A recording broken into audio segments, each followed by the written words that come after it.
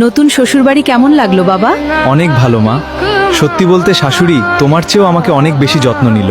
তুমি তো মুরগি রাঁধলে 2 টুকরোর বেশি দিতে চাও না, আর শাশুড়ি দেয় আস্ত মুরগি। খেতে বসলে পাশে বসে বাতাস করেন। ও, 2 দিন বিয়ে করেই মায়ের থেকে শাশুড়ি ভালো হয়ে গেল।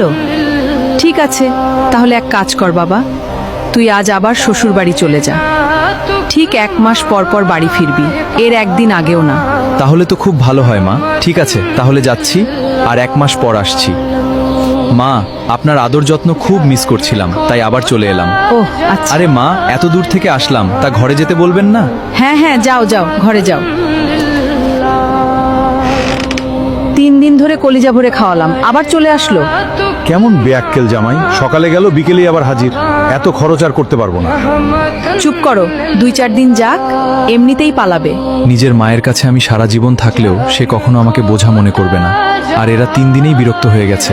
বাবা, তোমার শ্বশুর তো ঢাকা গেছে, গরুগুলো তো না খেয়ে মাঠে গিয়ে গরুর জন্য একটু ঘাস কেটে আনতে পারবে বাবা? শাশুড়ি মা, আমি যাব গরুর ঘাস আনতে, এটা কোনো কথা?